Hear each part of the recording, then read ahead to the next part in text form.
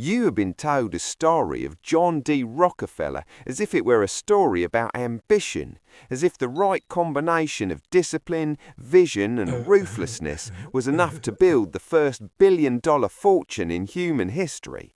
That version of the story is the most dangerous kind of lie, the kind that is 90% true. Yes, Rockefeller was disciplined. Yes, he was ruthless. But discipline and ruthlessness are not rare. Every century produces thousands of men with both, and most of them die moderately wealthy at best. What produced Rockefeller was not his character. It was a decision made by a man he never met about a product he had not yet thought of selling in a country that had not yet figured out what to do with a liquid that was ruining its farmland and smelt like the devil's basement.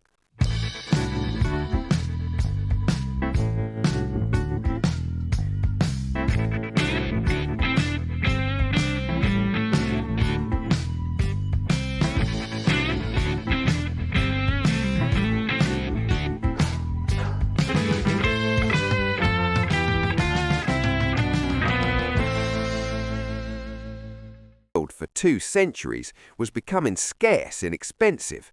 The timing was not strategy, it was accident dressed up in a suit.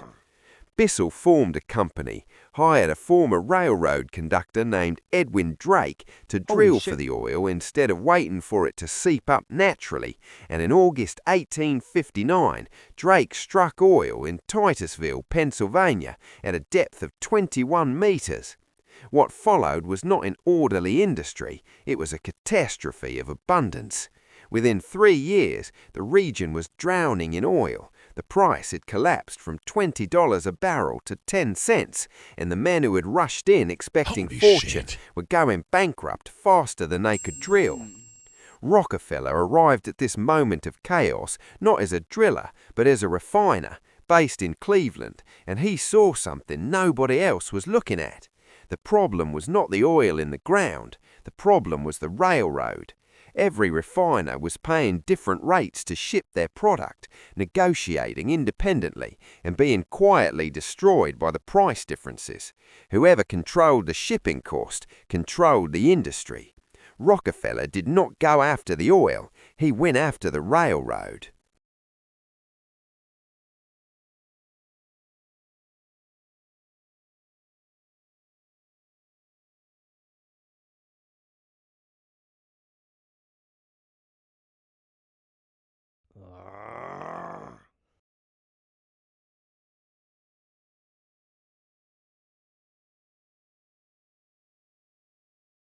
Mm-hmm. Hmm.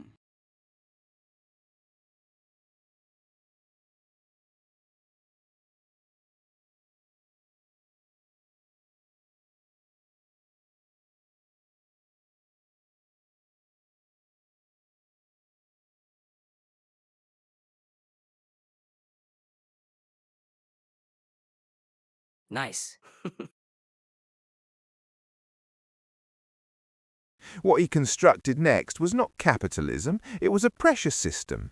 In 1872, Rockefeller secretly negotiated with the major railroads what became known as the South Improvement Company scheme, a cartel arrangement where Standard Oil would receive not just lower rates than its competitors, but rebates on every barrel its competitors shipped.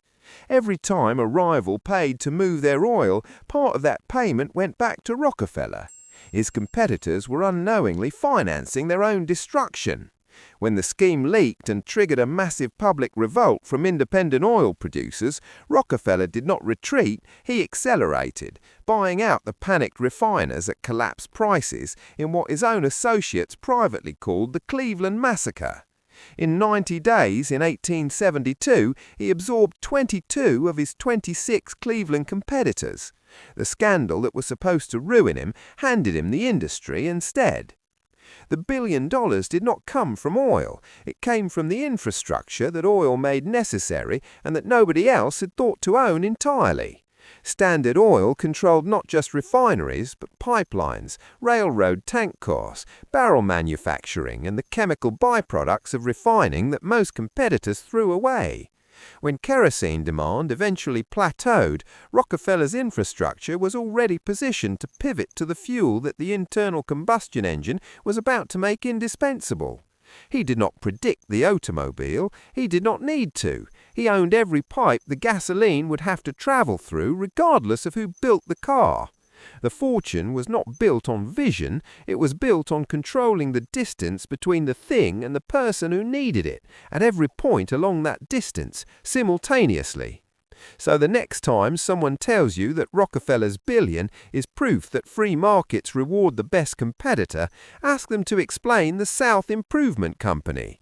Ask them to explain rebates paid by rivals. Ask them to explain how a man becomes the world's first billionaire, not by being better at producing something, but by making it structurally impossible for anyone else to move it.